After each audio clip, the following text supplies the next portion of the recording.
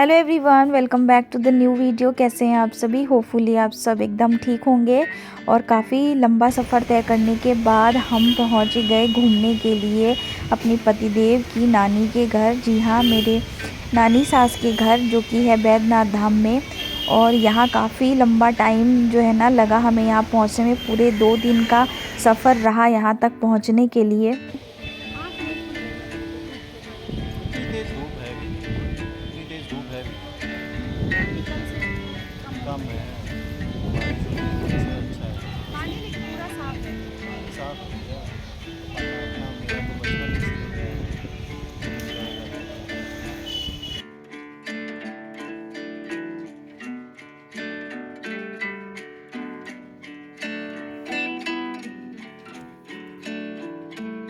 तो यहाँ पे पहुँचते ही सबसे पहले मैं नहा वहा के रेडी हो गई और इनके साथ आ गई थी यहाँ शिव गंगा का दर्शन करने के लिए। जब हम इतनी दूर से आते हैं किसी तीर्थ स्थल में तो सबसे पहले वहीं जाना बनता है। और बाबा बैद्यनाथ धाम जो है 12 ज्योतिर्लिंग में से एक है। आप सभी को पता होगा। कौन कौन यहाँ पे गया है कमेंट सेक्शन में कमेंट करके ज़रूर बताना। मैं तो अनगिनत बार यहाँ जा चुकी हूँ। शादी से पहले आई थी, लेकिन शादी के बाद 2 बार आई हूँ। आज करीब मैं 15-16 साल बाद यहाँ आई हूँ इनके साथ। एक बार पहले आई थी जैसे ही मेरी शादी हुई थी उसी टाइम पे, और अभी काफ़ी लंबे समय बाद यहाँ आना हुआ है। तो वहाँ से आने के बाद में फिर ना अभी मैं और अयन के पापा हम दोनों ने नाश्ता नहीं किया था। तो बस यहाँ पे मैं अपना नाश्ता लेने के लिए आई हूँ किचन में, और मामी से बात कर रही हूँ कि आज खाने में क्या बनेगा। तो मामी वही बता रही है कि आज भोग की थाली बनेगी और भगवान को भोग लगाई जाएगी। कुछ स्पेशल दिन है आज शायद, इसीलिए। और यहाँ पे आज मेरे नाश्ते में आप देख सकते हैं पोहा और जलेबी और रसगुल्ला जो है सफ़ेद वाला, वो हम आते टाइम में ले करके आए थे। और ये रसगुल्ला ना सिर्फ 5 रुपये में मिलता है, आपको यकीन होगा, सिर्फ 5 रुपये में।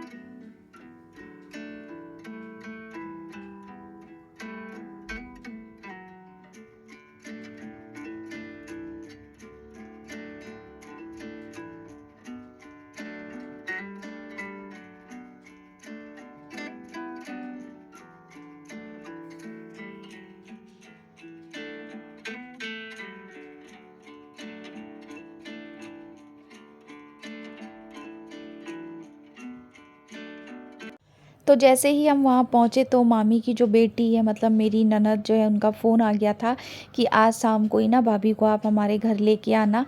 तो मैं और मामी अभी वहीं गए थे, और लौटते टाइम में ना उसकी सास और मामी और मैं, हम तीनों ही ना यहाँ पे इस चूड़ी की दुकान पे आ गए थे, क्योंकि मुझे ना कड़े लेने थे। तो कड़े जिस टाइप के मैं ढूंढ रही थी उस टाइप के तो नहीं मिले, तो फिर मैंने लाख की चूड़ियाँ ली है।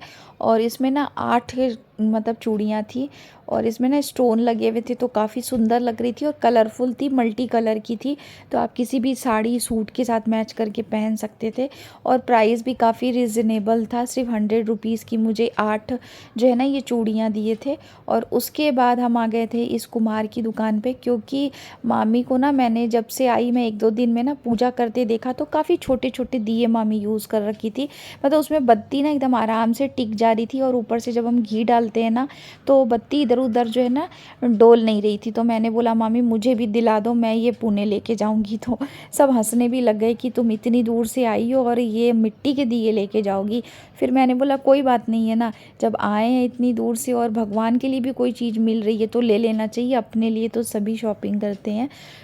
हम सभी के घर में खाना अलग अलग तरीके से बनाया जाता है, और जो हमारे घर में बनता है ज़रूरी नहीं है कि वो किसी और के घर में भी बने, उस तरीके से बने। सामने वाले के लिए शायद वो चीज़ें नहीं हो, और जो सामने वाला बना रहा है शायद में भी वो मेरे लिए नहीं हो, ऐसा होता है।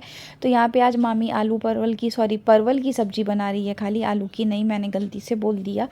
तो यहाँ पे ना परवल को बीच से ना कट करके उसमें 1 सीटी लगा ली थी बस। पानी में थोड़ा सा नमक दे दिया था ताकि परवल में नमक अंदर तक पैर जाए। और जब परवल सीज गई, उसके बाद उसका पानी निकाल करके सरसों के तेल में मामी अभी परवल को फ्राई होने के लिए रख दी है। तो अब बाकी की तैयारी कर रही है। तो यहाँ पे ना रात को ही मामी ने रबड़ी बना के रख दी थी। जी हाँ, ये है रबड़ी, दूध नहीं है, बिल्कुल 3 लीटर दूध था ये, और इसे गाढ़ा करके मामी ने बिल्कुल, मुझे लगता है करीब 1 लीटर के करीब इसे रख लिया होगा। बाकी पूरा दूध जला के एकदम गाढ़ा कर लिया। ये बन गई रबड़ी। और साथ में जो रसगुल्ले हैं ये मार्केट से आए थे, तो मामी ना इस रसगुल्ले को अभी रबड़ी में डालेगी, क्योंकि अभी रसमलाई बनाने वाली है। तो ये बहुत शॉर्टकट है।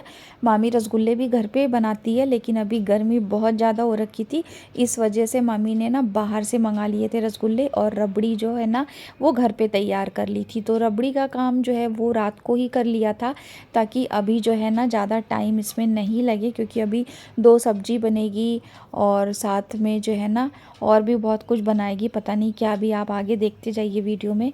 तो सबसे पहले परवल के लिए मामी जो है ना मसाला भिगो दी है। सिंपल से मसाले थे, पानी में डाल करके भिगोए हैं। उसमें हल्दी पाउडर, धनिया पाउडर, लाल मिर्ची और शायद नमक डाला होगा, शायद अभी नहीं डाला है, मैंने ध्यान नहीं दिया, अभी आप लोग देखिएगा आगे।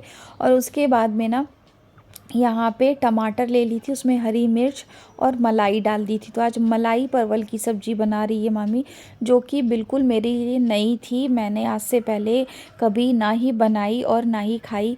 मैंने अपनी मम्मी के हाथ की सब्ज़ी खाई है, दादी के हाथ की खाई, नानी के हाथ की खाई, बहुत लोगों के हाथ की खाई, लेकिन मामी के हाथ में जो टेस्ट है ना वो मुझे आज तक कहीं नहीं मिला। अगर आप इस रेसिपी को ट्राई करेंगे ना तो सच में आपको बहुत अच्छी लगने वाली है ये परवल की सब्ज़ी। तो देखिए यहाँ पे ना अच्छी से एकदम खुली आंच पे ही परवल को फ्राई कर लिया था, और उसके बाद अब इसमें खड़े मसाले डाल दिए हैं।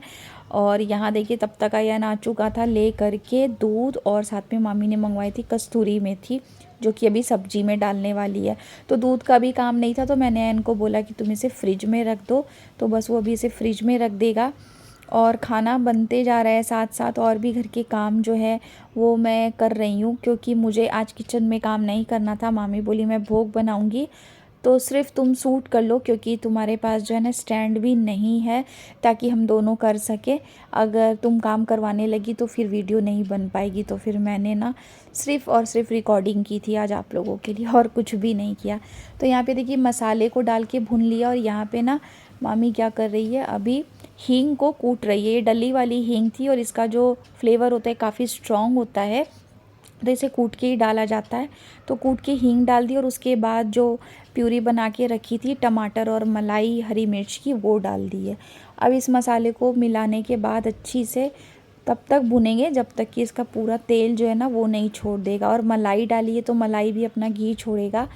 और यहाँ दूसरी तरफ जो है ना अब रसगुल्ले में जितना रस है वो निचोड़ के दूध में डाल रही हैं। इससे क्या है देखिए एकदम शॉर्टकट में जो है ना रसमलाई बन गई। मुझे ये तरीका बिल्कुल नया लगा, मतलब मैं सोच नहीं सकती थी कि इतनी जल्दी रसमलाई बन जाएगी। बस दूध को जलाने में जितना टाइम लगा करीब 1 डेढ़ घंटे के करीब दूध मामी एकदम आराम से धीमी धीमी आंच पे चलाती रही। और वो 3 लीटर दूध जब एकदम थोड़ा सा हो गया 1 लीटर के करीब, तब जा कर के गैस की फ्लेम को बंद कर दिया था। और फिर जब ये रूम टेम्परेचर पे आ गया था उसके बाद इसे उठा के रख दिया था फ्रिज में। तो इतना काम जब रात को हो गया ना, तो अभी जो है ना मीठा बनाना था, लेकिन इसके लिए काफ़ी टाइम बच गया और बहुत जल्दी में खाना बन गया।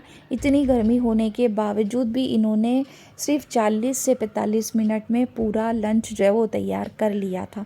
यहाँ देखिए सारे रसगुल्ले अच्छे से डाल दिए, मिक्स कर लिए, और अब इसमें बारीक कटी हुई ना मामी बादाम डालेगी, और इसे जब गार्निश कर देगी तो ये देखने में जितनी सुंदर लगेगी खाने में उतनी ही टेस्टी और लाजवाब थी।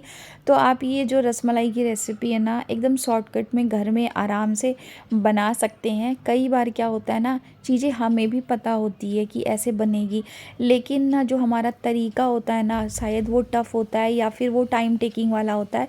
और जब सामने से कोई हमें चीज़ें सिखाता है, बताता है, तो हमें बहुत सारी चीज़ों का ना अंदाज़ा आता है, बनाने का तरीका समझ में आता है।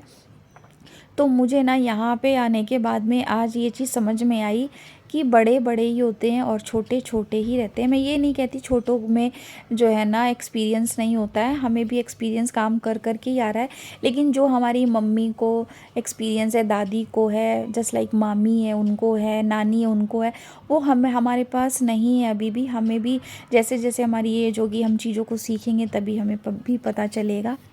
तो यहाँ पे सारी सब्जी जब ग्रेवी तैयार हो गई थी तो परवल को डाल करके मिक्स कर दिया और सब्जी बन के तैयार हो गई है। और यहाँ पे देखिए मिक्स सब्जी बन रही है, तो उसके लिए भी सब्जी कट चुकी है।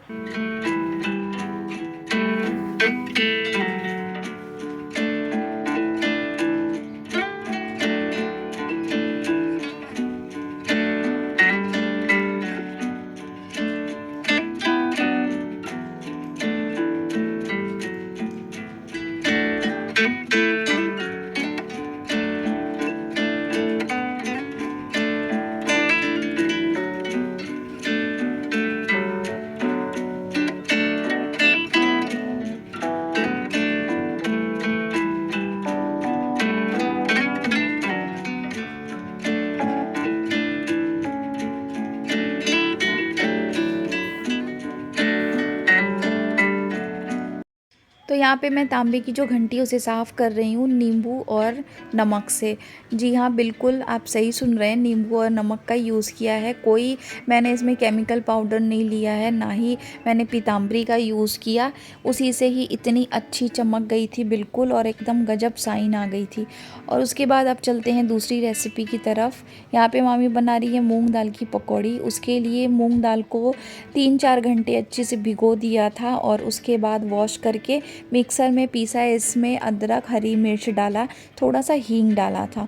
पीसने के बाद में इसमें जो है मसाले डाले हैं, थोड़ा सा इसमें डाला कस्तूरी मेथी, नमक, लाल मिर्ची पाउडर, जीरा पाउडर, और सारी नमक डाल के अच्छी से मिक्स कर लिया और उसे अच्छी से फेंट लिया।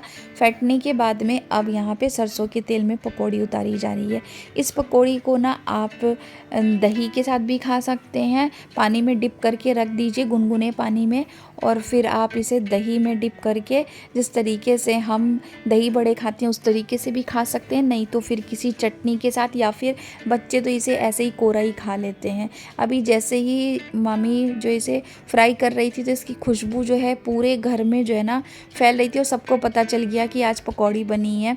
तो सब आ के देख रहे थे कि किस चीज़ की पकौड़ी बनी है। तो मूंग दाल की पकौड़ी की जो खुशबू होती है ना, वो ऑलरेडी जो है ना पूरे घर में फैल जाती है। किसी को बुलाने की ज़रूरत नहीं पड़ेगी आपको किचन में कि आ जाओ और आके देखो कि हम क्या बना रहे हैं। मतलब खाने के लिए किसी को बुलाना नहीं पड़ेगा, बिना बुलाए हमारे यहाँ तो सब किचन में आ जाते हैं। तो यहाँ पे देखिए पकौड़ी भी उतर चुकी है, और इसे ना ज़्यादा नहीं सेकना है, बहुत ही जो है ना धीमी फ्लेम पे, मतलब लो फ्लेम पे, और बहुत ही आराम आराम से सेकना है, और एकदम क्रिस्प सीखेगी ऊपर से और अंदर से एकदम सॉफ्ट रहेगी। तो देखिए यहाँ पे थाली लग रही है। अब तो भोग लगानी है, तो सबसे पहले भोग की थाली लग रही है। परवल की सब्ज़ी, मिक्स वेज की सब्ज़ी, साथ में रसमलाई और पूड़ी, और साथ में पकौड़ी मूंग दाल की। तो आज के लंच में यही है। भगवान को भोग लगाने के बाद में फिर सबको खिलाएंगे खाना। तो आज का व्लॉग आपको कैसा लगा कमेंट में ज़रूर बताइएगा। और मैं ज़्यादा तो शूट नहीं कर पाई थी क्योंकि गर्मी भी वहाँ बहुत ज़्यादा थी, और मैं ट्राईपॉड भी ले जाना भूल गई थी, इस वजह से मैं ज़्यादा क्लिप्स नहीं ले पाई थी। लेकिन जो भी ली थी मैं थोड़ी थोड़ी जो है ना ऐड करके आप लोगों के साथ वीडियो शेयर कर दूँगी। आज की वीडियो आपको कैसी लगी कमेंट में बताइएगा। कौन सी